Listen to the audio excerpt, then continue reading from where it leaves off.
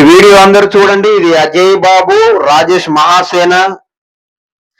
ఈ రోజుల్లో ఉద్యమం చేసే ప్రతి ఒక్కడు ఎవడెవడైతే ఏమేం కథలు పడతా ఉన్నాడో దాని గురించి నేను క్లియర్ గా మాట్లాడాను. ఈ వీడియో అనంతరం మరొక వీడియో వస్తుంది, చాలా క్లియర్ గా ఉంటుంది. వీడియో మొదటి నుండి చివరి వరకు చూడండి. ఎవడు బతికేదో తెలిసిపోతుంది. అందరికీ జేబీఎం. నేను Rajesh Mahasena. Welcome to Mahasena media. చాలా మంది అనుకునేది ఏంటంటే మాల క్రైస్తవులు ఎలా చేస్తున్నారు, మాల క్రైస్తవులు అలా చేస్తున్నారని చాలా దారుణంగా కోపం చూపిస్తున్నారండి మా మీద. చాలామంది మాల కులం మీద కోపం చూపిస్తున్నారు. దయచేసి మీ అందరూ కూడా కొంచెం వాస్తవాలు తెలియజేస్తాను. అలాగే కొంతమంది నాయకులు చూపిస్తాను. నేను వాళ్ళు నాయకులు అని చెప్పుకు తిరుగుతున్నారండి. ఇప్పుడు నాకు చాలామంది చెప్తున్నది ఏంటంటే, ఇతను అజయ్ బాబు అంటారు, ఇతన్ని ఎర్రప్పటి, ఇతను అసలు పేరు. నోటికి ఏదొస్తే అది అవుతున్నాడు ఆంధ్రాకి వచ్చి. ఇతను ఆంధ్రప్రదేశ్ కాదు, తెలంగాణ రాష్ట్రంలో ఇతను ఏమైనా మాడుకోవచ్చు, ఏదైనా చేయొచ్చు, లేదా తెలంగాణలో చేస్తూ ఆంధ్రా కూడా రావచ్చు. ఇతను తెలంగాణలో ఎక్కడ కనపడ్డు ఆంధ్రప్రదేశ్కి వచ్చి ఎంత ఘోరంగా మాట్లాడుతున్నాడంటే అంత ఘోరంగా మాట్లాడుతున్నాడండి. వీడు మాట్లాడే మాటలు విని దళిత క్రైస్తవులు ఇలా చేస్తున్నారు, అలా చేస్తున్నారని సమాజం అంతా, ముఖ్యంగా మాల క్రైస్తవులను ఆడిపోసుకుంటుంది. ఎందుకు ఇతను ఎస్సీ కాదు, ఇతను ఆంధ్ర కాదు, ఇతను బీసీ సామాజిక వర్గానికి చెందినోడు. బీసీలు ఎవరు ఇతను వెనకతలు రారు. ఒక బీసీ సామాజిక వర్గానికి చెందినోడు వచ్చి ఇక్కడ గవర్నమెంట్ని తిట్టేసి మేము దళిత క్రైస్తవులు అని మాట్లాడేసి వీడు సమ్మగా తెలంగాణకు పోతున్నాడు. ఇక్కడున్న దళిత క్రైస్తవులు, ముఖ్యంగా మాల క్రైస్తవులు ఆ బ్లేమ్ మొయ్యాల్సి వస్తుంది. ఇలాంటి వాడిని పిలవడానికి ఆ పిలిచేవాడు నిజంగా మీరు పాస్టర్లేనా? ఈయన పిలిచేవాడిని అడుగుతున్నాను. వీడు ఏం చేసేవాడో ఏంటో ఆ పీకేఆర్ అన్న పాస్టర్ ఉన్నాడు. అతను ఏదో మణిపూర్ విషయంలో ఇతను ఎంత ఫ్రాడ్ చేశాడు, ఆ ఫ్రాడ్ చేసిన డబ్బులతో ఏం చేశాడు అనేది క్లియర్గా చూపించాడు. అయినా కూడా సిగ్గు లేకుండా మరి ఇతన్ని ఆంధ్రాకి పిలుస్తూ, ఇక్కడ పిలవడమే కాకుండా ఇక్కడ మత విద్వేషాలు రెచ్చగొట్టేలా మాట్లాడుతూ, గవర్నమెంట్ని తిట్టిస్తూ, ఇక్కడున్న దళిత క్రైస్తవులు అందరినీ గవర్నమెంట్కి యాంటీ చేస్తున్న ఎదవల్లారా మీరు అన్నం తింటున్నారు, గడ్డి తింటున్నారా? ఏ గడ్డి తింటున్నారని ఇలాంటి వాటిని ఇక్కడ పిలిపించి మీరు మాట్లాడుతున్నారు. ఇందుకే ఏం మాట్లాడాడో ఒకసారి వినిపిస్తానండి. ఇతనికి దళిత సమాజానికి ఏం సంబంధం లేదు, ఇతనికి ఆంధ్రప్రదేశ్కి ఏ సంబంధం లేదు. వీడు వచ్చి ఆ ముసుగేసుకుని ఇక్కడ ఆ దళిత సమాజం ముసుగేసుకుని వచ్చి ఇక్కడ చంద్రబాబు నాయుడు గారిని తిట్టేసి పోతున్నాడు. మేము అడ్డుకుంటాం ఇక్కడ నుంచి. ఈయన ఎవరైనా వెళ్తే వీడు వచ్చి మొత్తం ఈ బ్యాడ్ నేమ్ అంతా మా మీద వేస్తున్నాడు కదా, మేము బాధితులుగా మేమేం చేస్తాం చూపిస్తానండి. సార్ వీడు ఏం చేశాడో ఒకసారి మీకు చూపిస్తానండి. వీడు నిన్న మొన్న బాపట్లలో ఒక మీటింగ్కి, పాస్టల్ మీటింగ్ అటెండ్ అయ్యాడు. మీరు చూడండి, బాపట్లలో మన మీటింగ్లో మాట్లాడాడు, అందులో దొరుకుతుంది మీకు. ఇవాళ చెప్తా ఉన్నా నేను, రాహుల్ గాంధీ గారు లాంటి వ్యక్తి ఈ దేశానికి ప్రధానమంత్రి కావాల్సిన అవసరం ఎంతైనా అంతే. నా మద్దతు మాత్రం రాహుల్ గాంధీ గారికి ఉంటుంది ఏ సమయంలో. నేను కాంగ్రెస్ పార్టీకి అనుకూలం, కాంగ్రెస్ పార్టీ నేను రాహుల్ గాంధీతో ఉంటానని చెప్పి పెద్ద పెద్ద డైలాగులు చెప్పాడు మొన్న. అంతకుముందు వీడు మాట్లాడే ఈ మాటలు ఒకసారి వినండి మీరు. నెత్తి మీద జుట్టు లేదేంటి, అజయ్ బాబుకు జుట్టు ఎక్కువగా ఉంటుంది, బోడిగుండు కొట్టినట్లుగా ఉందేంటి అని చూస్తున్నారు నా వైపు. నన్ను ఎంతగానో ప్రేమించిన జైలు అధికారులు నా తల మీద నుంచి జుట్టు తీసేశారు. నరకం ఎలా ఉంటుందో చూపించారు నాకు 7 రోజులు. ఆ జైలు అధికారి ఒక ఆయన ఏమన్నాడు తెలుసా? ఎరా లంజా కొడక, బ్రిటిష్ వాళ్ళు మీ అమ్మతో కలిస్తే పుట్టినవేరా నువ్వు అని అన్నాడు. నేను ఎర్ర టెండల్లో నిలబెట్టే నాకు చాలా కష్టం అనిపించిందమ్మా. నేనెవరింట్లో దొంగతనం చేయలా, నేనెవరి మీద దాడి చేయలా, నేనెవరిని చంపమని పిలుపునివ్వలా, నేనెవరిని కించపరచలా, నేనెవరిని అవమానించలా. ఉన్నది న్యాయం మాట్లాడినందుకు 7 రోజుల పాటు నా బిడ్డలకు దూరంగా నేను జైల్లో ఉన్నాను. పోలీసు అందరికి కృతజ్ఞతలు చెప్తున్నాను. జైలుకి చూడడానికి వచ్చిన వాళ్ళు మీరు రావాలి, జైల్లో ఏమన్నా ఉంటే నన్ను పలకరించాలి. వీళ్ళు ఆస్కార్ లెవెల్ యాక్టింగ్ అండి, ఆస్కార్ లెవెల్ యాక్టింగ్. ఏడుస్తున్నాడు కదండి వీడు, అలా ఏడుస్తూ అదే బోడిగుండుతో, ఇక చూడండి అదే బోడిగుండు, ఈ బోడిగుండుతో మనోడు చెప్పిన ఇంకో డైలాగ్ చూడండి ఒకసారి మీరు. ఇలాంటి వాళ్ళు వచ్చే మొత్తం దళిత జాతికి చెడ్డపేరు తీసుకొస్తున్నారండి. ఇక్కడ వీళ్ళ సంగతి ఏంటో చూడాలి. చంద్రబాబు నాయుడు గారికి ఈ వేదిక మీద నుంచి చెప్తా ఉన్నా, మహాకూటమి ప్రభుత్వమా టాస్కో క్రైస్తవుల తప్ప ఎలా ఉంటుందో చూపెడతాం. మేము క్రైస్తవుల జోలికి వచ్చిన ఏ ఒక్కరిని కూడా రాబోయే ఎన్నికల్లో వదిలిపెట్టాం. ఏమంటే ఆడు గుండు కొట్టిస్తారు, నన్ను జైల్లో పెట్టేశారు, నన్ను ఇలా చేశారని ఏడుతున్నాడు పక్కన. వెంటనే మహాకూటమి ప్రభుత్వమా కాసుకొని చంద్రబాబు నాయుడు గారికి ఎంత ప్లాట్ఫామ్ అల్ఫాగాడు. అది కూడా ఈ రాష్ట్రం వాడు కాదు, ఈ రాష్ట్రానికి చెందినవాడు కాదు, పక్క రాష్ట్రం నుంచి వచ్చి రాష్ట్ర ముఖ్యమంత్రిని అంత గట్టిగా ఆడు మాట్లాడడానికి కారణం, ఒకవేళ చంద్రబాబు నాయుడు గారిగా నేను జైల్లో పెట్టారనుకుంటారేమో మీరు. ఇన్ని జైల్లో పెట్టింది తెలంగాణ ప్రభుత్వం, కాంగ్రెస్ ప్రభుత్వం, రేవంత్ రెడ్డి గారి ప్రభుత్వం బొక్కలేసింది. వీడు తెలంగాణలో ఉంటూ ఇతర మతాలను దూషిస్తూ మత విద్వేషాలు రేపుతున్నాడనే కారణంతో తెలంగాణ ఖమ్మం పోలీసులని నరజ్ చేసి జైల్లో వేశారు. వాళ్ళు కొట్టారా, గుండు గీశారా, మరి ఏం చేశారో తెలంగాణ వాళ్ళకి తెలియాలి, అది కాంగ్రెస్ గవర్నమెంట్కి సంబంధించిన విషయం. కానీ వీడు వచ్చి ఊరకొక్కలాగా ఆంధ్రప్రదేశ్లోకి వచ్చి ఇక్కడ ఊరకొక్కలా మొరుగుతూ నన్ను అలా చేశారు, నన్ను అరెస్ట్ చేశారు, నన్ను ఇది చేశారని ఏడుస్తూ, ఇక్కడ అమాయకులు ఉంటారు కదండి, ఇక్కడ ఉన్న యేసుప్రభు నమ్ముకున్న వాళ్ళందరూ అలా అమాయకులాగా ఎవడు ఏది చెప్తే అదే ఆ చెప్పే సోదంతా ఏంటో ఉంటారు కదా, అలాంటి వాళ్ళు వీడు ఇలా రెచ్చగొడుతున్నాడు. వీడికి ఎస్సీ సమాజానికి ఏ సంబంధం లేదు. వాడు బీసీ కులం నుంచి కన్వర్ట్ అయ్యాడు. వీడు పెట్టుకున్న సంస్థ పేరు కూడా CMDF. సి అంటే క్రిస్టియన్ అట, ఎం అంటే ముస్లిం అట, డి అంటే దళిత్ అట. మరి ఇక్కడ బీసీ ఏది? వీడు పుట్టింది బీసీ పుట్టు కదా. వీడు ముందు పనిచేయాల్సింది ఆ బీసీలో ఉన్న క్రిస్టియన్స్ కోసం పనిచేయాలి కదా. ఆ బీసీలో ఉన్న క్రిస్టియన్ అనే పదం పెడితే వీడిని బీసీ అనుకుంటారేమో అని వీడు మాట్లాడే మాటలు కూడా ఎలా ఉంటాయి చూడండి. వీళ్ళు కంప్లీట్ ఎస్సీ అని నమ్మించేస్తున్నారండి. ఎస్సీ అని నమ్మించడానికి వీడు ఈ మాట విన్న తర్వాత వీడిని ఎవరన్నా బీసీ అని అనుకుంటారా? క్రైస్తవుల మీద జరిగిన నీ దాళ్ళు ఈ ప్రపంచ చరిత్రలో ఎవరి మీదైనా జరిగాయా? యేసుక్రీస్తు నమ్ముకున్నా ఉన్న ఒకే ఒక్క కారణానికి మా తలలను బాధగొడుతున్నారు.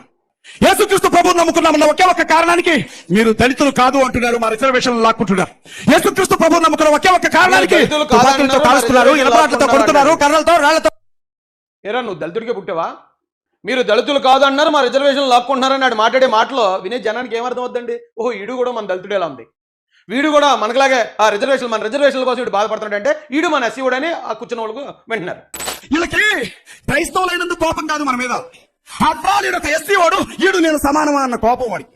అట్రాలు ఒక దళితుడు, వీడు నేను సమానమా అన్న కోపం వాడికి. అట్రాలు నిన్న మొన్నటి దాకా ఊరవతల బతికేవో అట్రాలోడు వీడిప్పుడు సువార్త పేరుతో మాటచారులకు వస్తున్నాడు అని కోపం వాడికి. వీడిప్పుడు కరపత్రాల పేరుతో మా చేతిని టచ్ చేస్తున్నాడు అన్న కోపం. వీడిప్పుడు యూనివర్సిటీలో ప్రొఫెసర్ గా బతుకుతున్నాడు చదువుకోనన్న కోపం. ఇదంతా దళితుల మీద కోపం. 5 లక్షల మంది బాధికులు ఉన్నారు, 30 లక్షల మంది మాలలు ఉన్నారు. వీడు మన ఎస్సీ అని ఆ కూర్చున్న వాళ్ళకు వింటున్నారు.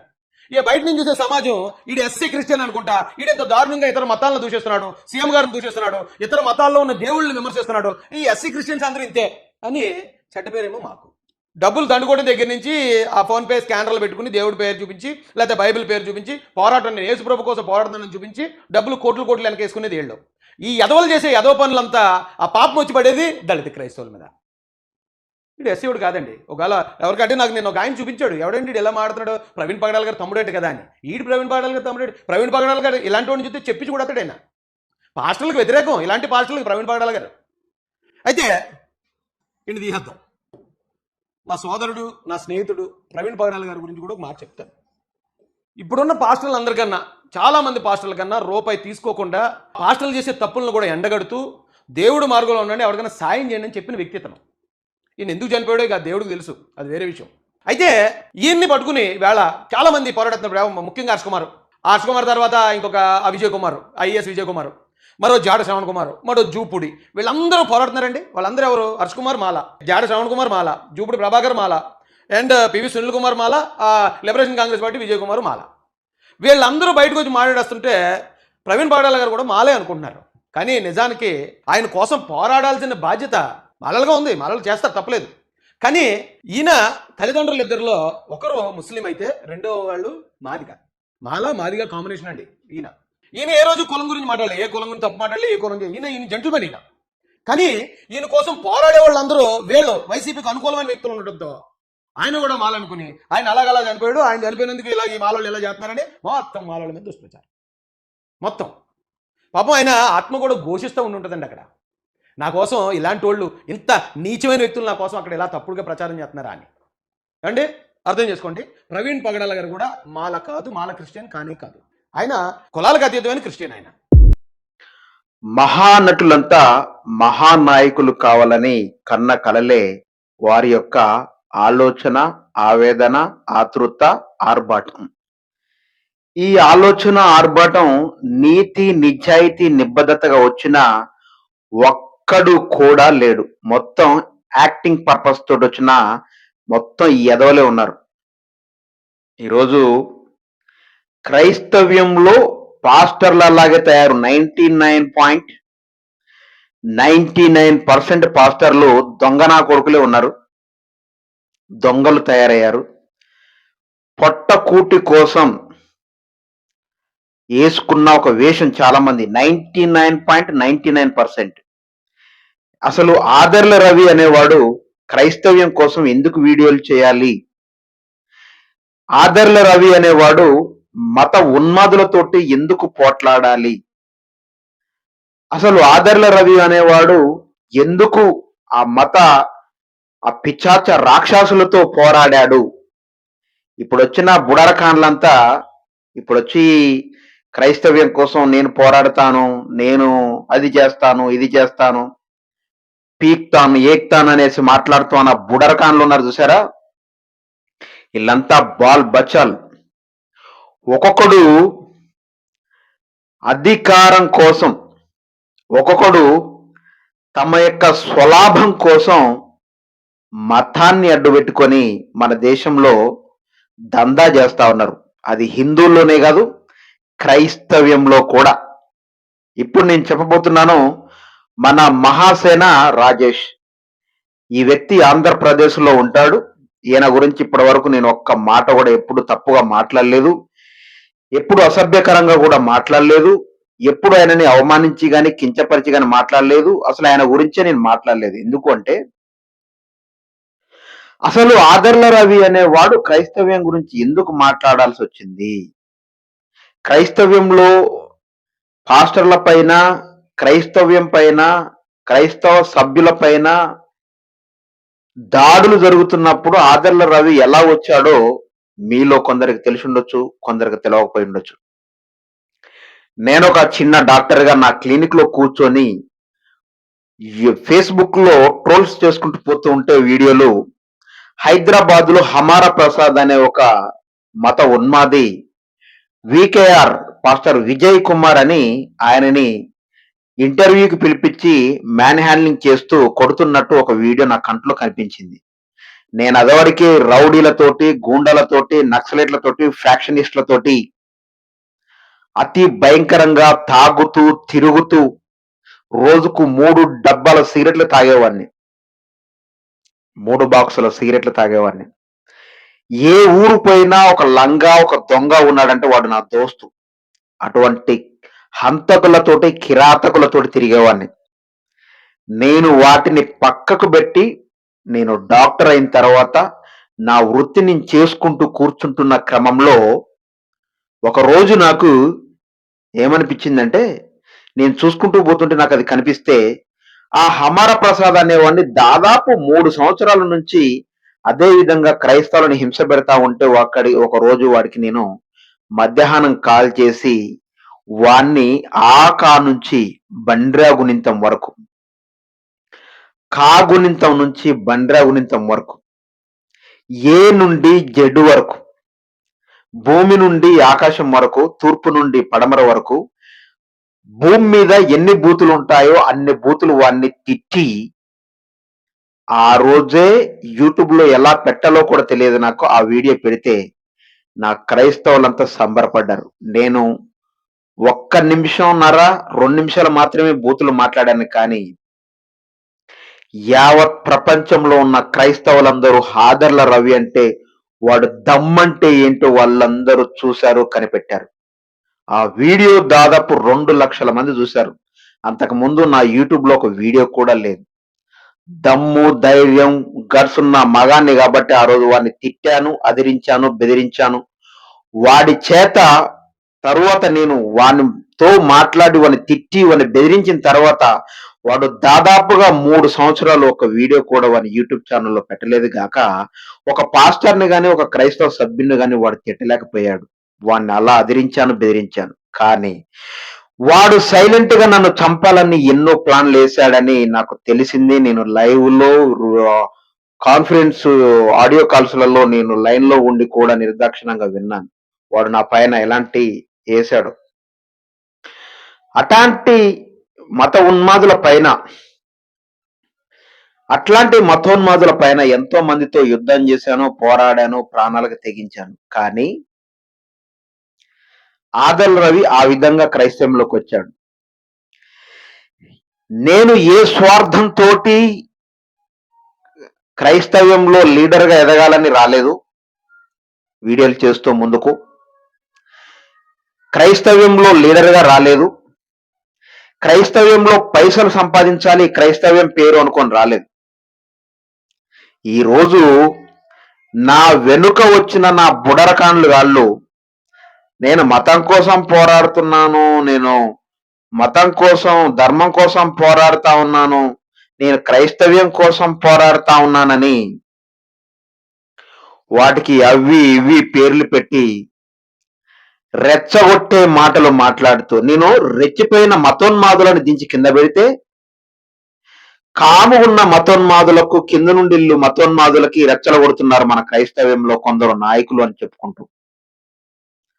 నేను ఒక 6.5-7 సంవత్సరాల క్రితం నేను హమారా ప్రసాద్ గాంతో, లలిత్ కుమార్ గాంతో, కరుణాకర్ సుగుణా గాంతో, రాధా మనోహర్ దాస్ గాంతో, ఇంకా చాలా మంది ఆర్ఎస్ఎస్, బజరంగ్ దల్, విశ్వ హిందూ పరిషత్, నేను ఒక వీడియో మాట్లాడితే 50,000 మంది చూశారు. ఒక వీడియో ఎవడాడు, నిజామాబాద్ ఆదిలాబాద్ డిస్టిక్ ఎంపీ వాడు ఒకడు ఉంటాడు, ఎస్టీ క్యాండిడేట్.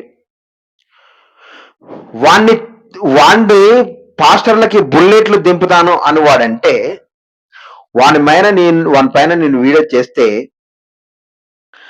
నా ఇంటి చుట్టూ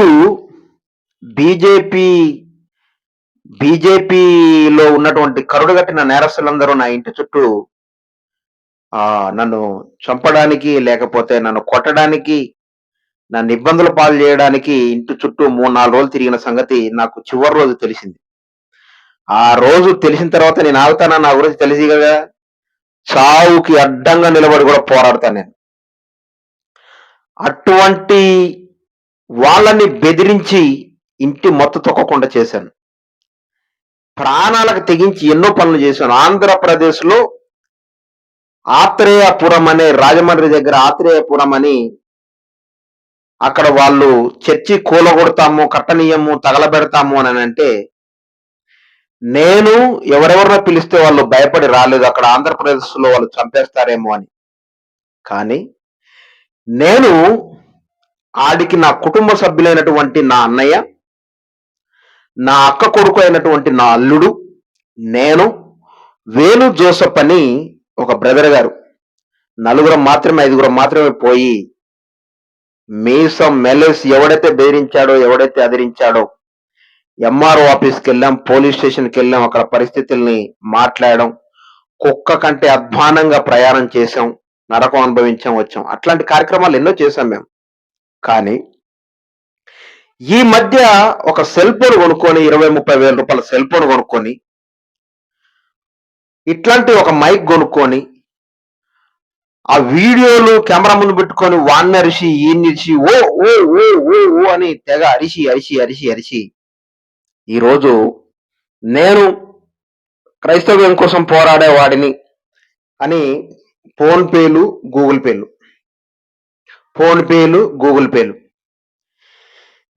మేము ఆదర్ల రవి అనే ఛానల్లో ఎవరికైనా కష్టం వచ్చింది, ఎవరికైనా నష్టం వచ్చింది, ఎవడైనా ఇరుకుల్లో ఇబ్బందుల్లో ఉన్నాడు, వాళ్ళకు సహాయం చేసే స్తోమత మా దగ్గర లేదు అని తెలిసిన తర్వాత అప్పుడెప్పుడైనా 500 వీడియోలు ఉన్నాయి.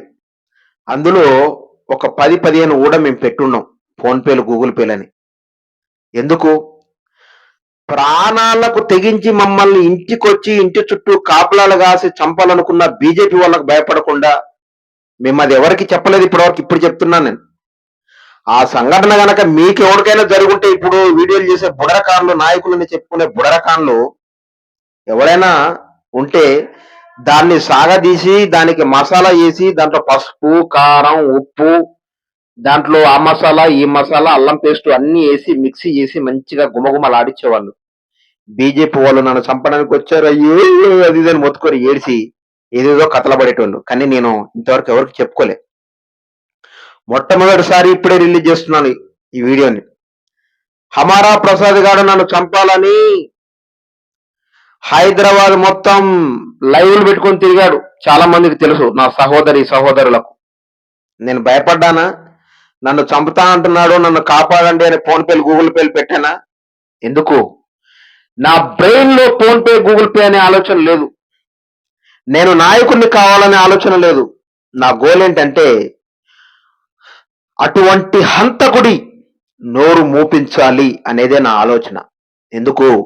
నా క్రైస్తవులు సక్రమంగా ప్రార్థనలు చేసుకోవాలి, నా క్రైస్తవులు సక్రమంగా చర్చిలకు వెళ్ళాలి, నా క్రైస్తవులందరూ సుఖశాంతులతో ప్రార్థనలు జరుపుకోవాలని నేను ఆ రోజు వాడి నోరు మూపిస్తే వాడు 3 సంవత్సరాలు వీడియోలు చేయలేదు. వాడు తర్వాత అంబేద్కర్ గారిని తిట్టి నేను అంబేద్కర్ ఇప్పుడుంటే ఆ మహాత్మా గాంధీని చంపిన గాడ్సేని ఎలా కాల్చి చంపాడో అలా నేను కాల్చి అంబేద్కర్ని చంపేవాడిని అని అమ్మాయి మళ్ళీ హమారా ప్రసాద్ గారు తొర్రుకూతలు కూశాడు, మళ్ళా డక్అవుట్ అయ్యాడు. నేనే దగ్గరుండి కేసులు పెట్టించాను. వాడు జైలుకు వెళ్ళాడు, 14 రోజులు రిమాండ్ అయ్యాడు. నా ఆ సహోదరులు నా సలహాలు తీసుకొని ఎవరైతే ఆ కేసులు పెడతాం బ్రదర్, మీకు మీ ప్రోత్సాహం మాకు కావాలంటే వాళ్ళకి నేను ప్రోత్సాహాన్ని ఇచ్చాను. వాళ్ళు పోయి కేసులు పెట్టారు. వాడు పోయి జైల్లో 14 రోజులు ఉండొచ్చాడు. అలా చాలా మందికి బుద్ధి చెప్పాం, గడిచి పెట్టాం, చంపడానికి ఇంటి ముందుకు వచ్చిన ఇప్పటివరకు ఎవరికి చెప్పుకోలేదే మేము. ఉం?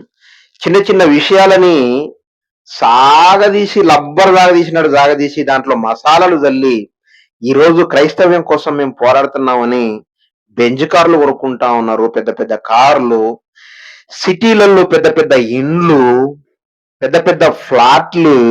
ఆ? ఏంట్రా మీరు చేసేది? ఆ సతీష్ కుమార్ లాంటోడు, ఆడు శ్యామ్ కుమార్ లాంటోడు, అక్కడ హైదరాబాద్ లో ఉన్న బడా పాస్టర్లు ఉన్నారు కదా, వాళ్ళు దేవుడి పేరు చెప్పుకొని ఆత్మలు, అనేక ఆత్మలను రక్షించిన బుడ్డ పాస్టర్ల దగ్గర, చిన్న పాస్టర్ల దగ్గర జనాలందరూ తోలకపోయి వాళ్ళ దగ్గర పెట్టుకొని సందాలు వసూలు చేసి లక్షల కోట్ల రూపాయలు సంపాదించుకుంటున్నారని బాధపడతా ఉంటే, అయ్యో నేను ఒక్కనే కాదు, ఆదల రవి ఒక్కడే కాదు, నాలాంటి కొంతమంది లేచి రూపాయికి ఇంకా చాలా సంతోషం, క్రైస్తవ్యం బాగుపడుతుంది కదా అనుకోని సంబరపడే సమయానికి ఫోన్ పేలు, గూగుల్ పేలు పెట్టుకొని మీరు ఎన్ని కథలు పడతా ఉన్నారు, ఎన్ని విధ్వంసాలు చేస్తా ఉన్నారు, ఎన్ని రద్దాంతాలు చేస్తా ఉన్నారు. వాళ్ళే దోచుకుంటారంటే మీరు దోచుకుంటారు. వాళ్ళకి మీకు వ్యత్యాసం ఏముంది? దాని తర్వాత ఈ రోజు మన ముఖ్య అంశం ఏంటంటే ఈరోజు రాజేష్ మహాసేన. ఈ రోజు రాజేష్ మహాసేన గురించి మనం మాట్లాడుకోవాల్సి వస్తే, రాజేష్ మహాసేన స్టార్టింగ్ లో క్రైస్తవ్యం అన్నాడు, దాని తర్వాత అంబేద్కరిజం అన్నాడు. అంబేద్కరిస్టులందరూ, పోరగాళ్ళందరూ, చిన్న చిన్న పోరగాళ్ళు, మన యవనస్తుల పోరగాళ్ళంతా, యువత మొత్తం కలిపి ఫేస్బుక్లలో ఉన్న పోరగాళ్ళందరూ ఏం చేసిరంటే, ఆయన లైవ్లు పెడతా ఉంటే మహా సపోర్ట్ చేసేవాళ్ళు. మహా సపోర్ట్ ఎలా చేసేవాళ్ళు అంటే, సపోర్టు షేర్లు కొట్టేవాళ్ళు, బాగా ఫేస్బుక్లలో షేర్లు కొట్టి అటో ఇటో ఒక తారా స్థాయికి తీసుకొని వెళ్ళారు రాజేష్ మహాసేనాని. ఒక తారా స్థాయికి తీసుకుపోయారు రాజేష్ మహాసేనాని. రాజేష్ మహాసేన ఒక మాల జాతికి సంబంధించిన వ్యక్తి. క్రైస్తవుడు అన్నట్టు ముందుకొచ్చాడు, క్రైస్తవుడు అన్నట్టు జనాల్లోకి వెళ్ళాడు. తర్వాత అంబేద్కరిజం అన్నాడు. అనేక మంది మాదిగ, మాల మరియు ఇతర కులాలను కూడా ఆకట్టుకొని ఒక టీమ్గా ఏర్పరిచి, ఈయన ఫేస్బుక్ లో లేదా యూట్యూబ్ లో లైవ్ పెడితే షేర్లు కొట్టానరా అని చెప్పి బాగా షేర్లు కొట్టించి ఈరోజు దాదాపు 9 లక్షల పైచిలుకు యూట్యూబ్ లో సబ్స్క్రైబర్లను సంపాదించాడు. అదంతా యువత పెట్టిన భిక్ష. ఈరోజు టీడీపీ ప్రభుత్వం క్రైస్తవ్యం అన్నాడు, తర్వాత అంబేద్కరిజం అన్నాడు, తర్వాత పార్టీ నాయకుడిని అన్నాడు. ఫస్ట్ వైఎస్ఆర్సిపి జగన్ పార్టీలో చేరతానన్నాడు. కొన్ని రోజులు అదేదో మంతనాలు జరిపాడు. అక్కడ ఒక తన్నుదనేసరికి మళ్ళీ టీడీపీలో జాయిన్ అయ్యాడు. టీడీపీలో జాయిన్ అయ్యి ఎమ్మెల్యే సీటు కొడదాం అనుకున్నాడు. మరి ఏందో దురదృష్టవశత్తు మరి ఆయనకి ఇయ్యలేదు. కానీ అంటే ఒక నాయకుడిగా వెదగటానికి ఎన్నో రకాలైనటువంటి ఎత్తులు, ఎన్నో రకాలైనటువంటి జిత్తులు వేసి ఒక్కొక్కడు, ఒక రాజేష్ మహాసేనే కాదు, ఫస్ట్ ఏదో పేరు పెట్టుకుంటున్నాడు ఎవడైనా. దాని తర్వాత కొద్ది స్థాయికి పెరిగిన తర్వాత ఒకటి, దాని తర్వాత ఒకటి, దాని తర్వాత ఒకటి, దాని తర్వాత ఒకటి, దాని తర్వాత ఒకటి, చివరికి రాజేష్ మహాసేన ఏడకి దిగజారిపోయాడు అని అంటే, హిందూ దేవుళ్ళు మంచోళ్ళు అట్టని క్రైస్తవ దేవుడు చెడ్డోడు అండు. రాజుగారి చిన్న భార్య చాలా మంచిది అని అంటే పెద్ద భార్య చెడ్డదని ఇండైరెక్ట్ గా మనకు తెలుసు కదా. అలాగే ఈ మధ్య బాగా హిందువుల్ని పొగుడుతా ఉన్నాడు. ఎందుకు అని అంటే, చంద్రబాబు నాయుడు గారి సంఖలో దూరాడు, పవన్ కళ్యాణ్ గారి సంఖలో దూరాడు. క్రైస్తవులకి మీకు తెలియని కాదు, బీజేపీ అంటే, బీజేపీ సంస్థలైనటువంటి ఆర్ఎస్ఎస్, బజరంగ్ దళ్ళు, విశ్వ హిందూ పరిషత్తులు క్రైస్తవుల్ని ఎంత హింసిస్తున్నాయో అవంటే క్రైస్తవులకు కూడా నచ్చదు అన్న సంగతి మీ అందరికీ తెలుసు. అయినా పొద్దున లేస్తే నరేంద్ర మోడీని విపరీతంగా పొగుడుతాడు మన రాజేష్ మహాసేన. జై వీడియో మొత్తం అయిపోయిన తర్వాత జై చంద్రబాబు, జై పవన్ కళ్యాణ్, జై లోకేష్ బాబు అంటాడు. వాళ్ళకి వీళ్ళకి జైలు కొట్టుకుంటూ పబ్బం గడుపుకుంటూ నాయకత్వపు లక్షణాలని ప్రత్యుత్పత్తి జరిపిస్తూ డెవలప్ చేసుకుంటూ ముందుకు పోతా ఉన్నాడు రాజేష్ మహాసేన. క్రైస్తవ్యాన్ని వదిలేశాడు, అంబేద్కరిస్టులను వదిలేశాడు, ఇప్పుడు జై తెలుగుదేశం అంటున్నాడు, జై చంద్రబాబు అంటాడు, జై లోకేష్, జై పవన్ కళ్యాణ్. అర్థమైందా? జై జనసేన, జై మహాసేన. ఏంటి నువ్వు ఎదగడం కోసం ఎంతమంది అబ్బాయిలని, యువతని ఎమ్మట పెట్టుకొని తిరిగి ఇంతవరకు వచ్చావో నీ అంతరాత్మకు తెలుసు రాజేష్ మహాసేన. నువ్వు ఈరోజు అజయ్ బాబుని తిట్టావు. అజయ్ బాబు ఎర్రప్ప ఇంటి పేరు ఏదో ఉంటుంది, మర్చిపోయినా నేను. అజయ్ బాబు అనబడే ఎర్రప్ప గురించి నిన్న వీడియో చేస్తూ నువ్వు మాట్లాడావు. అవును, అజయ్ బాబు మణిపూర్ పేరు మీద 4 కోట్ల రూపాయలు దందా చేశాడు, అక్రమంగా దోచుకున్నాడు అని వీకేఆర్ వీడియోలు చేశాడు. మొత్తం బ్యాంక్ బ్యాలెన్స్ మొత్తం పింటు పాయింట్ మొత్తం అజయ్ బాబు గురించి మరి చూపించాడు. అజయ్ బాబుకి నాకు ఒకప్పుడు మంచి సంబంధం ఉండే, అది చిన్న చిన్న కారణాల వల్ల ఏదో అయిపోయింది. చాలా మంది అలాగే అయిపోతున్నారు అజయ్ బాబు తోటి. అజయ్ బాబు తోటి మొదట్లో ఉన్న సంబంధం చివరి దాకా అది ఉండదు. అజయ్ బాబు తోటి ఫస్ట్ వేణు జోసెఫ్, తర్వాత పీటర్ పుట్ట, తర్వాత ఇది మన వీకేఆర్, తర్వాత హనీ జాన్సన్, తర్వాత ఇంకా కొంతమంది మనుషులు, దాని తర్వాత ఎవరు అభినయ్ దర్శనం, దాని తర్వాత మట్టి ప్రసాద్, దాని తర్వాత మన జాన్ బాబు, అందరినీ మన అజయ్ బాబు తోటి స్నేహం చేయనోడు ఎవరు లేడు నాకు తెలిసి. అజయ్ బాబు తోటి స్నేహం చేయని వాడు ఎవడూ లేడు. క్రైస్తవ ఉద్యమకారుల్లాగా మాట్లాడుతున్న యూట్యూబ్ ఛానల్ ఉన్న ప్రతి ఒక్కడు అజయ్ బాబుకి దోస్తే మొదట్లో. కాకపోతే అది కాస్త చివరి దాకా ఉండదు. అజయ్ బాబు గురించి నేను అజయ్ బాబుకి నాకు అబిడ్స్ లో మీటింగ్ పెట్టినప్పుడు మంచి సంబంధం ఉండేది. అజయ్ బాబుని ఎవడో బెదిరిస్తా ఉంటే నా దగ్గరకు వచ్చాడు, నేను మాట్లాడాము, ఇద్దరం కలిసిపోయి అబిడ్స్ లో మీటింగ్ పెట్టాం. 100% సక్సెస్ అయింది. అజయ్ బాబు దగ్గర కొంచెం తేడాగా కనిపించాడు,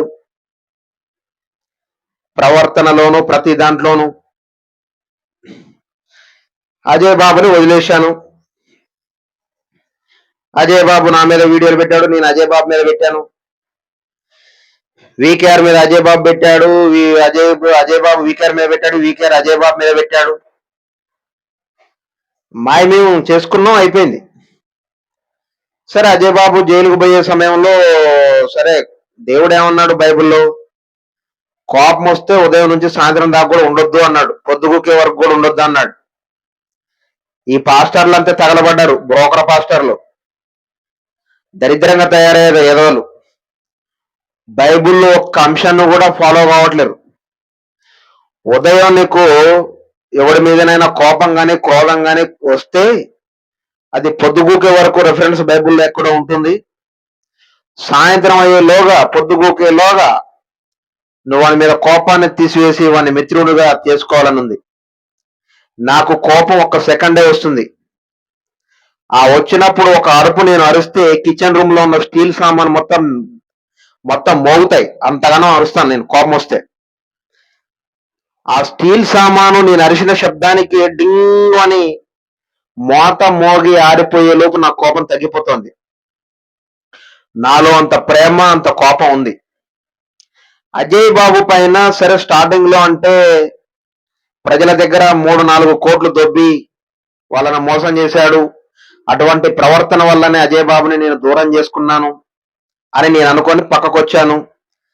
అట్లాగే వికేఆర్ అలాగే అయ్యాడు, పీటర్ పుట్ట అలాగే అయ్యాడు, హనీ జాన్సన్ అలాగే అయ్యాడు, వేరు జోసఫ్ అలాగే అయ్యాడు, ఈయన పేరేంది మన అభినయ్ దర్శన్ అలాగే అయ్యాడు, జాన్ బాబన్న అలాగే అయ్యాడు, ఇంకా చాలా మంది పేర్లు, మట్టి ప్రసాద్ అలాగే అయ్యాడు, ఇంకా చాలా మంది అలాగే అయిపోయారు అనేసి నేను వదిలేసి మళ్ళీ ఇద్దరం ఖమ్మంలోనే ఉంటున్నాము. సరే ఒకడికి సమస్య అయితే ఒకడు, ఎందుకంటే నేను ఇది ఎప్పుడు ఫిక్స్ అయిపోయానంటే అజయ్ బాబుని పోలీసులు వచ్చి పట్టుకొని పోతుంటే అదే నాలాంటి ఒకడు ఉంటే దమ్ము ధైర్యం, నేను తెలుసు ఆ మాటలు మాట్లాడొద్దని కొంతమంది నా తల్లులు నాకు హితబోధ చేశారు.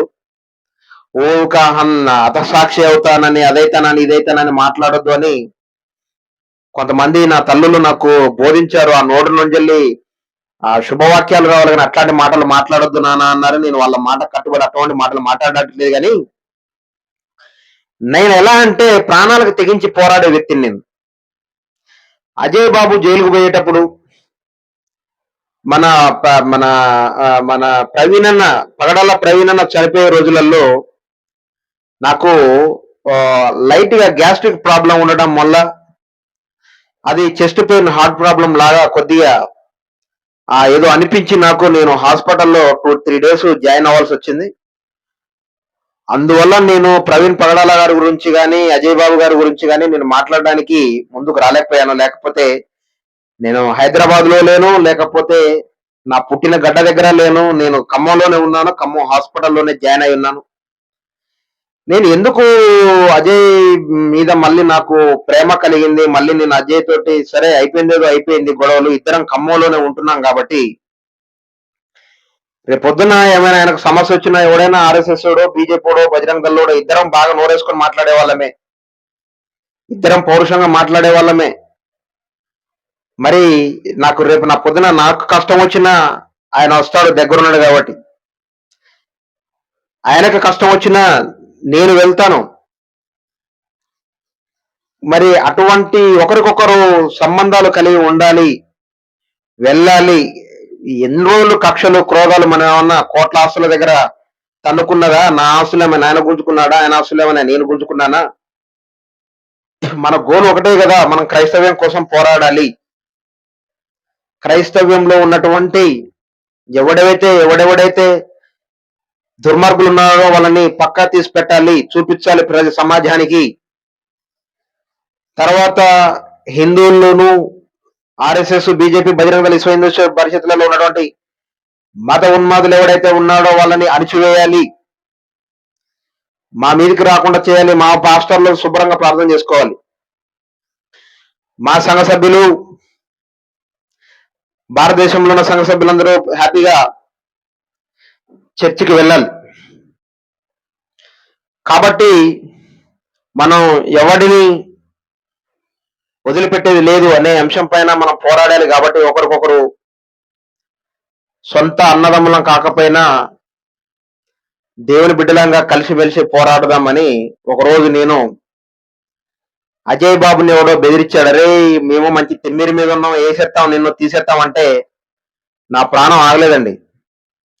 క్రైస్తవ్యంలో ఎవడైనా మతోన్మాది ఏసెత్తా తీసేత్తా అంటే నా రక్తం రగరగ రగిలిపోతూ ఉంటుంది. అందుకే ఆ రోజు వికేఆర్ని అమర ప్రసాద్ గాడనే వాడు కొడితే నేను వీడియో చేసి వాడిని 3 సంవత్సరాలు ముచ్చెమటలు పట్టించాను. అజయ్ బాబును కూడా ఒకడు హిందూ, ఒకడు వాడి పేరు గుర్తు రావట్లేదు నాకు, సనాతన ధర్మం ఒకడు బెదిరిస్తే అబిడ్స్లో మీటింగ్ పెడతానంటే అజయ్ బాబుని బెదిరిస్తే ఆ రోజులలోనే అజయ్ బాబు తోటి చేయి కలిపి ముందుకు వెళ్ళాను. మళ్ళీ ఎవడో మొన్న ఒక 4-5 సంవత్సరాల తర్వాత మొన్న ఎవడో అరే మేము మంచి తిమ్మిరి మీద ఉన్నాం నిన్ను వేసేస్తామరా అని మాట్లాడితే నా ప్రాణం ఆగక అజయ్ బాబుని ఎవడో చంపాలని చూస్తున్నాడేమో అని వీడియో చేసి మరి వాడి నెంబర్ అడిగి వెతుక్కొని వాడికి వాట్సాప్ లో పెట్టి వాడిని అదిరించి బెదిరించాను. అభినయ్ దర్శన్ కూడా ఎవడో సంపదాన్ని బెదిరిస్తే వాడిని ఇంటికి 18 మంది పిల్లల్ని పంపించి వాడి బజార్లోకి వాడిని కూడా అదిరించి బెదిరించాను. ఏ ఒక్కడికి సమస్య వస్తుందన్నా నేను వదిలిపెట్టలేదు. కానీ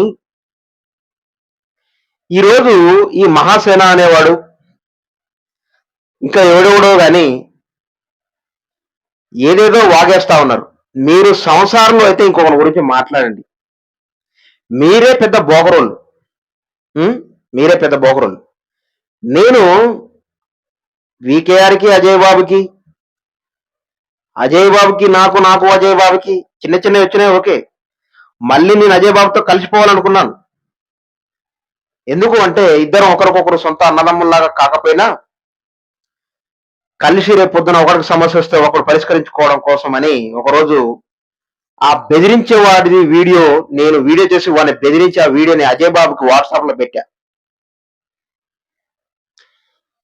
పెడితే ఇట్లా వాట్సాప్ లో 2 చేతులు పెట్టి దండం పెట్టే ఒక ఫోటో ఉంటుంది కదా, నమస్కారం పెట్టేది, అంటే దండం పెట్టేది కాదు నమస్కారం పెట్టేది, ఆ బొమ్మ అజయ్ బాబు నాకు పంపించాడు.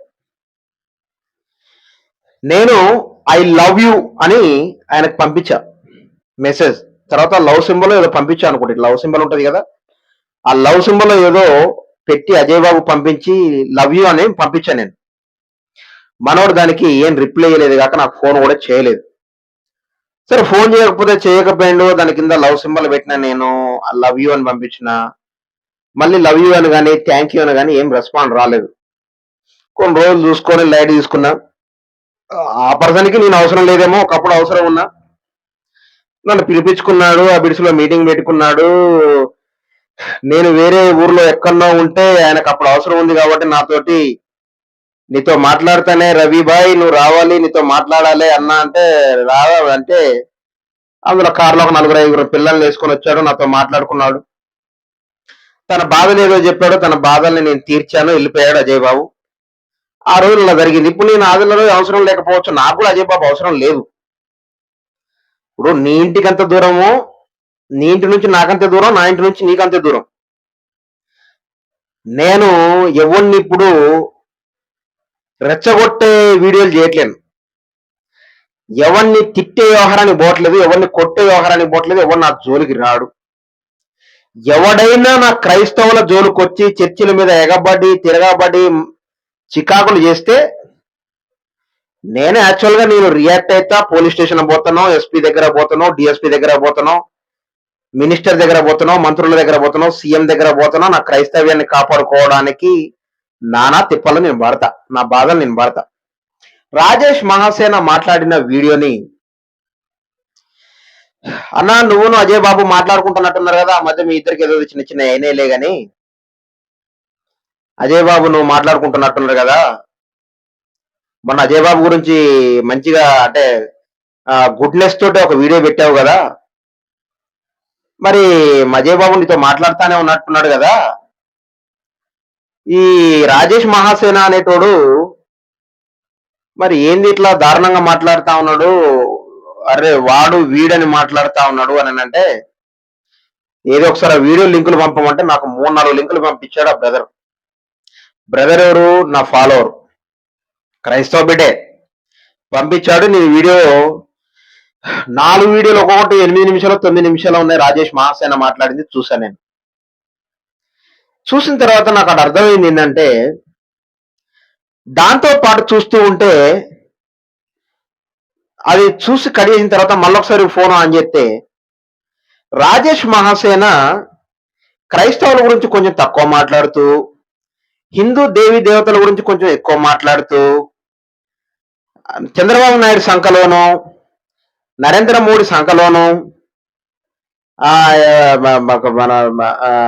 చంద్రబాబు నాయుడు కొడుకు లోకేష్ సంఖలోను, పవన్ కళ్యాణ్ సంఖలోను, మహాకూటమి అయినటువంటి తెలుగుదేశం పార్టీ సంఖలో బాగా మొత్తం అందులోకి ఇరికిపోయాడు అనేసి నాకు క్లారిటీ వచ్చింది. ఎందుకంటే ఒకప్పుడు క్రైస్తవ్యం కోసం పోరాడతాను అని చెప్పిన రాజేష్ మహాసేన ఈరోజు అంబేద్కర్ గురించి మాట్లాడతాను అని అంబేద్కరిజం గురించి పోటెత్తిన మహాసేన రాజేష్ మరి ఈరోజు పార్టీకి ఎమ్మెల్యే కోసం టికెట్ కోసం తహాలాడుతూ, ఆ టికెట్ రాకపోయినా కూడా ఆ పార్టీలోనే ఎందుకుంటున్నాడంటే తనని తాను కాపాడుకుంటూ అంతో ఇంతో లావాదేవీల కోసం అందులో పాటు పడతా ఉన్నాడు. తెలుగుదేశం పార్టీలో ఉంటే బీజేపీ వాళ్ళు చేసినట్టు చేయాలి. కాబట్టి పవన్ కళ్యాణ్ ఏం చేస్తాడు, అప్పుడప్పుడు కాషాయ బట్టలు ధరించి నేను సనాతనియా అని ఉగ్రం వచ్చినట్టు ఊగిపోతా ఉంటాడు. ఆ పంత ముందు ఎలా ఊగాడు, క్రైస్తవుల దగ్గర పోయి నేను బైబిల్ చదువుతాను, మా ఇంట్లో బైబిల్ ఉంటది, నా భార్య బాప్తీసం తీసుకుంది, నా పిల్లల బాప్తీసం తీసుకున్నారు, మేమంతా ఇది అని అంటాడు. ముస్లింల దగ్గర పోయి టోపీ పెట్టుకుంటాడు, ముస్లింలు అంటాడు. హిందువుల దగ్గర పోయి సనాతని అని ఊతాడు. పార్టీని గెలవడం కోసం నానా కథలు పడ్డాడు ఆయన. ఇక నువ్వు కూడా డబ్బులు సంపాదడం కోసం నానా కథలు పడతా ఉన్నావు అని రాజేష్ మహాసేన నాకు క్లారిటీ వచ్చింది. అజయ్ బాబును పట్టుకొని వాడు దళితుడు కాదు, ఆ ఇస్మాయిల్ని పట్టుకొని దళితుడు కాదు అని అన్నావు. దళితుల కోసం దళితులే పోరాడాలా? ఎవడైనా పోరాడొచ్చా?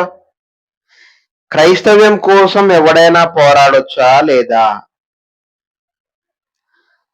మాలోళ్ళ గురించి కానీ, మాదిగోళ్ళ గురించి కానీ, దళిత బిడ్డల గురించి ఒక అగ్రకులస్తుడు కూడా పోరాడొచ్చా, పోరాడకూడదా? ఒక దళితుడే దాని గురించి పోరాడాలా? ఒక దళితుడే ఒక దళితం గురించి పోరాడితే భారతదేశానికి స్వాతంత్రం రావడం కోసం ఎన్ని కులాల వాళ్ళు, ఎన్ని మతాల వాళ్ళు, ఎన్ని ప్రాంతాల వాళ్ళు, ఎన్ని భాషల వాళ్ళు మాట్లాడితే భారతదేశానికి స్వాతంత్రం వచ్చింది రాజేష్ మహాసేన. తర్వాత వీడని ఎందుకంటానంటే ఇతను ఎవరో నాకు తెలియపోయినా పూర్తిగా వీడు చేసిన డ్రామా ఈ రోజున అక్కడ ఆగి వీళ్ళు ఇంత దారుణం జరగడానికి కారణం వీడు. మొదటి నుంచి దీన్ని ఇంత బేపత్సం చేసి వాళ్ళని రెచ్చగొట్టి ఈవేళ 57 మంది దళితులు జైలు పోవడానికి కారణం వీడే. ఆ కేసులో ఈడు కూడా ఉన్నాడు, ఈడు పరాయిలో ఉన్నాడు, ఈడు పారిపోయాడు. కానీ వీడు రెచ్చగొట్టడం వల్ల ఈవేళ అక్కడ ఉన్న అమ్మాయిలు జైలిపోయారు. వీళ్ళు రెచ్చగొట్టడం వల్ల రెచ్చిపోయిన వాళ్ళే 57 మంది రెచ్చిపోయారు లేదని నేను అన్నగాని వీడు రెచ్చగొట్టడం వల్ల రెచ్చిపోయిన వాళ్ళు ఎవరైతే ఉన్నారో వాళ్ళందరూ ఈరోజు జైల్లో ఉన్నారు. వీడు ఎక్కడో శుభ్రంగా దాక్కుని వీడి హ్యాపీగా బిర్యానీ తింటూ ఉండి ఉంటాడు. వీడు కూడా మాల కాదు, మాల క్రిస్టియన్ కానే కాదు. ఇతని పేరు ఇస్మాయిల్. ఇతను ముస్లింల నుంచి నేను కన్వర్ట్ అయ్యానని చెప్పుకుంటున్నాడు. ముస్లింల నుంచి నేను క్రిస్టియన్ కన్వర్ట్ అయ్యానని చెప్పుకుంటూ మళ్ళీ వీడు ఏం చేస్తున్నాడు తెలుసండి, వీడు మొన్న టవర్ ఎక్కాడు. వీడు ఫస్ట్ రోజు అనమాట రఘురామరాజు గారికి వీడికి పర్సనల్ గొడవలు ఉన్నాయి. ఈ పర్సనల్ గొడవల్లో ఇక్కడ ఉన్న దళితులందరినీ రఘురామరాజు గారి మీద ఎగదొద్దామనే ఉద్దేశంతో స్టార్టింగ్ రోజు వీడు ఏం చేశాడు ఒకసారి వీడి మాటల్లో వినండి. నా ప్రియమైన దళిత బిడ్డల కోసం ఈరోజు మేము మందిరాలు, దళిత బిడ్డల కోసం ముస్లిం బిడ్డ ఎక్కడట. దళిత బిడ్డల కోసం పోరాడే దళిత సంఘాలు బోల్డ్ ఉన్నాయి. అయితే ముస్లింలు కూడా చాలా మంది దళితులకు అన్యాయం జరుగుతుంది, వాళ్ళకు కూడా మనం అండగా నిలబడాలని గొప్ప మనసు ఉన్న వాళ్ళు చాలా మంది ఉన్నారు. కానీ దళితుల కన్నా దళిత నాయకుల కన్నా ఓవరాక్షన్ చేయరాళ్ళు ఉంటుంది. కానీ ఇప్పుడు ముస్లింలకు సమస్య వచ్చిందండి, ముస్లింలకు సమస్య వచ్చింది, లేదా క్రిస్టియన్స్ సమస్య వచ్చింది, లేదా ఇంకో బీసీలకు సమస్య వచ్చిందని ఆ బయట ఉన్న వాళ్ళు ఏం చేస్తారు, మద్దతు తెలియజేస్తారు. మా నైతిక మద్దతు తెలియజేస్తామండి, మేము ఉంటామండి, అండగా ఉంటామండి అంటారు తప్ప వాళ్ళందరూ ఉండగా, వాళ్ళ నాయకులు ఉండగా మనం సెల్ టవర్ ఎక్కి దూకెత్తామను.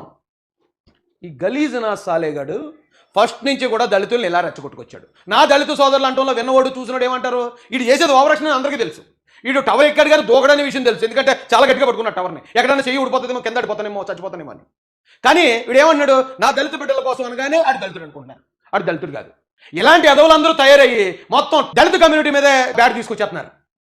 వీడు ఏమన్నాడు చూడండి, ఎమ్మెల్యే గారు మందిరాలు పడగొట్టారు, మేము ఎన్ని వీడియోస్ చేసినా, ఎంతమంది పెద్దలకి కంప్లైంట్ చేసినా మా యొక్క విన్నపాలను ఎవరు కూడా అంగీకరించే పరిస్థితి లేదు. ఈ రోజు మా దళిత నాయకులు అందరినీ కూడా హౌస్ అరెస్టులు చేశారు. చేశారా మా దళిత నాయకులు అన్నాడు వాడు. ముస్లిం నుంచి కన్వర్ట్ అయ్యావు నువ్వు, ముస్లిం అని చెప్పుకో, లేదా ముస్లిం నుంచి వచ్చిన క్రిస్టియన్ అని చెప్పుకో. మా దళిత ఏంటి? ఆ ఎర్రప్పగాడు దళితుడు అని చెప్పుకున్నా అంటాడు, దళితుడు పుట్టినట్టున్నాడు. నువ్వు కూడా దళితుడు అని చెప్పుకున్నా అంటే నువ్వు దళితుడు పుట్టావా? ఇలా పుట్టారేట్రా బాబు కొంపతీసి? ఏట్రా బాబు మాకు ఈ పెంట? ఎక్కడి నుంచి వచ్చారా నాయన మీరు? ఎవడు అడిగాడు మిమ్మల్ని? మీ సపోర్ట్ ఎవడు అడిగాడు? ఒరే బాబు మా తరపున ఎవరు పోరాటం లేదు, మీరు రెండురా బాబుని ఎవడు అడిగాడు మిమ్మల్ని? నేను పెంట పెంట చేసి పారుతున్నారు నా కులాన్ని. నా కులాన్ని పెంట పెంట చేస్తున్నారు, కులంలో ఉన్న వాళ్ళని నాశనం చేస్తున్నారు. నా కొడకలని మీరు బ్రహ్మాండంగా ఉంటున్నారు. ఎవడు అడిగాడు నిన్ను ఇస్మాయిల్? నిన్ను ఎవడు అడిగాడు దళితుల తరపున పోరాడరండి? మాట్లాడితాడు ధర్నా చేద్దాం రండి తీసుకెళ్ళి జనాన్ని టవర్ ఎక్కేటట్టు. టవర్ ఎక్కేసి అక్కడి నుంచి సెల్ ఫోన్ పట్టుకుని దూకేస్తాను అన్నాడండి వీడు. మరి ఎందుకు దూకలేదు అడగండి. పోలీసు వారిని ఉపయోగించుకుని మాకు జరిగిన అన్యాయం, దళిత బిడ్డల ముగ్గురు చస్తే ఈ అన్యాయం బయట ప్రపంచానికి తెలియకుండా ఎమ్మెల్యేలను అడ్డుకుంటున్నారు. అందుకని నేను దళిత బిడ్డల పక్షంగా, దళితులందరి పక్షంగా ఈ బిఎస్ఎన్ఎల్ టవర్ ఎక్కి ఆకివీడులో ఉన్న టవర్ ఎక్కి నేను ఆత్మహత్య చేసుకుంటున్నాను. ఆకివీడులో టవర్ ఎక్కి నేను ఆత్మహత్య చేసుకుంటున్నాను అన్నాడు. మరి ఎందుకు దిగారు అప్పుడు? ఇంకా ఎందుకు బతుకున్నావు నువ్వు? ఎందుకు బతుకున్నారా? అరే డ్రామా ఆర్టిస్ట్, ఇలాంటి డ్రామా ఆర్టిస్టులు ఉన్నారు అక్కడ ఆగివీళ్ళు ఇప్పటికీ కూడా దళితుల్ని వాళ్ళని రెచ్చగొట్టడానికి. ఏమంటే ఇది ఒకటే కాదు, ఇటు ఇంకా ఈ యాక్టింగ్లు చాలా ఉన్నాయండి. ఒకసారి రండి చూపిస్తాను రండి ఈ యాక్టింగ్లు ఎలా ఉంటాయో. ఈ యాక్టింగ్ చూస్తే మతిపోయిందండి, నాకే మతిపోయింది. కానీ దీనికి కారణం తెలిసాక ఎర్రెక్కిపోయింది నిజంగా. మతిపోవటం కాదు కానీ ఎవరు లెక్క పెట్టలేదు. కార్లో నన్ను ఒంటరి వంట చేసి సీట్లో వేసి ఊపిరాడకుండా చేసేసారు, చంపేస్తారు. నన్ను కాపాడండి, నన్ను చంపేయడానికి ప్లాన్ చేశారు, కాపాడండి. చంద్రబాబు నాయుడు గారు,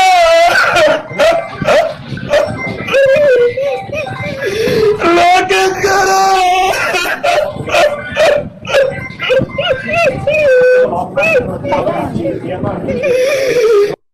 ఈ డ్రామా ఆర్టిస్ట్ నా కూడా ఎంత డ్రామా ఆర్టిస్ట్ చేశాడు. అందుకే సీన్ ఏంటి తెలుసండి మీకు? ఎవరైనా చూస్తే ఈ బాబు ఏదో చేస్తున్నట్టున్నారు జనం, పోలీసులు ఏదో చేస్తున్నట్టున్నారు అని అనుకుంటారు. ఏమీ లేదండి, ధర్నాకు పిలిపించారట. ఒరే బాబు మొత్తం అంతా నువ్వే అనుకుని నడిపిస్తున్నావు, నేను అవసరం చేస్తామని చెప్పి వెళ్ళి ఎస్ఐ గారు కూర్చున్నారు ఇంట్లో కూర్చుంటే ఇప్పుడు నా దగ్గరికి దాదాపు నన్ను 20 సార్లు అవసరం చేశారు జగన్ గారు హయాంలో. పోలీసు వారు వస్తే వాళ్ళ సోఫాలో కూర్చోబెట్టి నేను నా చైర్లో కూర్చుని ఉండేవాడిని. ఒక్కోసారి అయితే నైట్ పక్క వేస్తే నా పక్కన అటువైపు ఎస్ఐ గారు ఇటువైపు కానిస్టేబుల్ గారు పడుకుని మధ్యలో పడుకునేవాడిని. ఎందుకంటే చట్టం చెప్పినప్పుడు మనం వినాలి. ఈ సాలేగాడి డ్రామా ఆర్టిస్ట్ గడి నా కొడుకు పోలీసులు వెళ్ళారే నేను అవసరం చేస్తున్నారు ఎంతబా హౌస్లో కూర్చోరంటే ఈ నా కొడుకు గోడ దూకి పారిపోయాడంటండి. గోడ దూకి పారిపోతుంటే పోలీసు వారు మరి వాళ్ళ ఉద్యోగాలు పోతాయి, అవసరం చేయమంటే చేయకపోతే. ఇది మళ్ళీ పాస్టర్ అండి. ఈ డ్రామాలు చూడండి, వీడి నటన చూడండి, వీడి యాక్టింగ్ చూడండి. పుట్టిన కులాన్ని దాచుకుని వేరే కులం పేరు చెప్పి ఈ ఎదవలు చేసే తప్పుడు పనులన్నా కులం మీద రుద్దేస్తారు. ఏమని చెప్పాలండి? ఇంకా అది పారిపోతుంటే పోలీసులు పట్టుకున్నారటండి. పట్టుకుని కారులో కూర్చోబెట్టారు. కారులో కూర్చోబెట్టి ఏమంటే మా ఉద్యోగం పోతే ఎందుకు పారిపోతున్నారు మీరు? ఇప్పుడు సాయంత్రం 5 అయితే మేము వదిలేస్తాం, మీరు ఎందుకు పారిపోతున్నారు? నేను అలా చేస్తాను ఇలా చేస్తాను అని హడావుడి చేసేసి కారులోంచి కూడా డోర్ తీసుకుని వచ్చేస్తుంటే ఆ ఎస్ఐ గారు కారు ఇలా పట్టుకున్నాడటండి పారిపోకుండా. కాళ్ళు ఎలా పట్టుకుంటే ఈ డ్రామా నా కొడుకు ఏమన్నాడంటే ఊపిరి ఆడకుండా చేసి నన్ను చంపేయాలనుకుని మొత్తం వీడియో చూడండి, మబ్బులు ఇడిపోతాయి మీకు. అంత కంత్రి యాదవులు ఉన్నారండి. ఈ కంత్రి యాదవులు చేసే కంత్రి పనులకి వేళ ఆకివీళ్ళలో ఉన్న దళితులందరూ 57 మంది వెళ్ళిపోయారు. ఏమంటే వీడు ఇది చేశాడు కదండి, అది చేసిన వెంటనే వీడు ఎలా మారాడు తెలుసా? రండి చూపిస్తాను. ప్రజలు మీరు అక్కడ నిలబడిన తర్వాత మిమ్మల్ని అసెంబ్లీకి పంపిస్తే మీ క్రైస్తవ సమాజం కోసం పోరాడతారా, లేదంటే ఉండి నియోజకవర్గ ప్రజలందరి కోసం పోరాడతారా? మీరు చాలా మంచి ప్రశ్న అడిగారు. రేపు మాకు ఏదైనా ప్రజలకు సేవ చేసేటటువంటి అవకాశం మాకు కల్పిస్తే మాకు మతం ఉండదు, కులం ఉండదు, ప్రజా శ్రేయస్సే ధ్యేయంగా పనిచేస్తాం. దాచుకోవడాలు ఉండవు. ప్రజాస్వామ్యాన్ని కాపాడడానికి ప్రజారంజకమైనటువంటి పరిపాలన నాయకుడు అనేటటువంటి వాడు ఎలా ఉండాలి అనేటువంటిది ఈ దేశ ప్రజలకు చేసి చూపిస్తాం. డైరెక్ట్ ఎమ్మెల్యే అన్నట్టండి. ఇంకా panchayat president, mandal president, MPTC, ZPTC ఇంకేం కాదండి, డైరెక్ట్ ఎమ్మెల్యే చేస్తే కులం లేదట, మతం లేదట. ఇప్పుడైతే ఇడికో కులం ఉంది, ఇడికో మతం ఉంది. ఈ కులం కాదని ఇంకో కులం పేరు చెప్పుకుంటున్నాడు. అప్పుడు ఎమ్మెల్యేగా నిత్తే కనుక ఎన్ని ఉండవట. ఎమ్మెల్యేగా నిత్తే అబ్బాయి ఏముండవు. నేను ఎలా పరిపాలన అప్పుడే ఎమ్మెల్యే అటండి. ఇది ఒకసారి టవర్ ఎక్కి మరోసారి గాడిలాగా ఏడితే మూడో వీడియోకి ఎమ్మెల్యే. నీ అమ్మ నువ్వేం పాస్టర్లు రా బాబు మీరు ఇలాంటి వాళ్ళు. మీరందరూ పాస్టర్లు అని చెప్పుకుని పాపం కష్టపడి ఆ పట్టుకూటి కోసమో లేకపోతే మరో దానికోసమో వాళ్ళు సొంత పనులు కూడా చేసుకోకుండా ఆ దేవుడి కోసం బతికే వాళ్ళు ఉన్నారు కదరా పాస్టర్లు. మీలాంటి యదవలు చూస్తే ఆ పాస్టర్ల మీద కూడా అనుమానం వస్తే అందరినీ తిడతారు కదరా. ఇలాంటి యదవ మాటలు ఆకివీడు దళితులు విన్నారంటే మిమ్మల్ని ఎవడన్నా మార్చగలరా? ఇలాంటి ఎదవలో మీకు నాయకత్వం వహించాలని మీరు కోరుకుంటూ వాళ్ళు చెప్పిన పని మీరు చేస్తున్నారంటే మిమ్మల్ని ఎవరు కాపాడతాడు? అరే మన బుర్ర పని చేయట్లేదా? మనకు బుద్ధి లేదా? ఈడా ఎక్కడి నుంచి ఎక్కడ దాకా ఉన్నాడు ఈడు? ముస్లిమా? ముస్లిం నుంచి క్రిస్టియనా? క్రిస్టియన్ నుంచి నేను దళితుడు అంటున్నాడా? దళితుడి నుంచి ఇప్పుడు డైరెక్ట్ ఎమ్మెల్యే. ఎట్రా బాబు ఇది? ఎట్రా ఇది? సమాజం అర్థం చేసుకోండి. ఇలాంటి ఎదవలో వీళ్ళు ఎదవ పనులు చేసేసి ఆ బ్యాడ్ నేమ్ తెచ్చి దళితుల మీద వేసేస్తున్నారండి. వీడు మళ్ళీ ఎక్కడి నుంచి వచ్చాడండి? ఇక చూడండి, వీడి బ్యాక్గ్రౌండ్ ఇది. పివి సునీల్ కుమార్కి రఘురామరాజుకి గొడవ, వాళ్ళకి పడదు, వాళ్ళు ఏదో చేసుకుంటున్నారు. అందుకని పివి సునీల్ కుమార్ ఇలాంటి వాడిని రెచ్చగొట్టి వీడి ద్వారా ఆకివీడులోనో లేకపోతే మళ్ళీ ఏలూరుపాడులోనో జనాన్ని, అంటే ఉండి నియోజకవర్గంలో జనాన్ని రెచ్చగొట్టి ఆ రెచ్చగొట్టిన జనం త్రిపులార్ మీద పంపి త్రిపులార్ పవర్లో ఉన్నాడు. ఇప్పుడు దాకా త్రిపులార్ మీదకి వెళ్ళారు, చాలా జరుగుతున్నాయి. అయినా ఆ పార్టీయో లేకపోతే ఇంకొకరు ఏమి దానిలో ఇన్వాల్వ్ అవ్వలేదు. కానీ ఏకంగా వీడు వచ్చి రామాలయం ఆపేంటి, రామాలయం వద్దు గొంతెలమాలి. ఇది అసలు ముస్లిం నుంచి క్రిస్టియన్కి రావడం ఏంటి, క్రిస్టియన్ నుంచి దళితులని చెప్పుకోవడం ఏంటి, అక్కడ రామాలయం ఆపి గొంతెలం కూడా కట్టమని ఈ బ్యాగుఫ్కి చెప్పడం ఏంటి? వీడికి ఏం సంబంధం? వీడికి అంటే వెనక నుంచి రెచ్చగొడుతున్నారు. వీళ్ళకి మళ్ళీ వైసీపీ నుంచి కనెక్షన్స్. డైరెక్ట్ ఇప్పుడు రేపు పొద్దున్న ఉండి ఎలక్షన్లో పోటీ చేస్తాడు అనుకుంటా ఎవరో త్రిపులార్ గారి మీద వైసీపీ టికెట్ ఇచ్చాను ఇచ్చినేస్తారో మీరు, మీకు ఎలాంటి వాళ్ళే కదా కావాలి. ఏం బతుకురా ఇది? ఏం బతుకండి ఇది? ఈ రోజు నువ్వు భారతదేశంలో ఆంధ్రప్రదేశ్లో ఒక మూలకి మైకులు పెట్టుకొని కూర్చొని తెలుగుదేశం పార్టీలో జాయిన్ అయ్యి క్రైస్తవ్యానికి విరోధులైనటువంటి క్రైస్తవ్యాన్ని బూచిగా చూపించే బీజేపీ పార్టీకి ఒత్తాసు పలుకుతూ, ఆర్ఎస్ఎస్ కి, బజరంగ దళకి, విశ్వ హిందూ పరిషత్ వాళ్ళకి ఒత్తాసు పలుకుతూ, ఏదో చిల్లర పైసల కోసం చంద్రబాబు నాయుడు సంఖలో, లోకేష్ సంఖలో, పవన్ కళ్యాణ్ సంఖలో ఇది క్రైస్తవ్యం కోసం నువ్వు తేడాగా మాట్లాడుతున్నావు అంటే నువ్వు నీతిమంతుడివా, శుద్ధపూసవా, బుద్ధిమంతుడివా? యువతని వాడుకొని షేర్లు కొట్టించుకొని యూట్యూబ్ లో సబ్స్క్రైబర్లు సంపాదించిన ఘనత నీకుంది. అమెరికా నుంచి, కువైట్ నుంచి, కెనడా నుంచి, ఆస్ట్రేలియా నుంచి నీకు ఎంతో మంది ఫండ్స్ పంపిస్తే కార్లు కొనుక్కొని రాజ విలాసాలు చేస్తూ వెనకాల టీవీ మానిటర్ లో ఒక్కొక్క వీడియోని ఈ రోజు చూపిస్తున్నావే. టీవీ మానిటర్ లో ప్రాణాలకు తెగించి సావుకి సెంటీమీటర్ దూరం పోయిన నాకు కూడా ఎవడు కూడా ఒక మానిటర్ కొనేలేదు. టీవీలో మంచి చెప్పరా నాయనా అని రాజేష్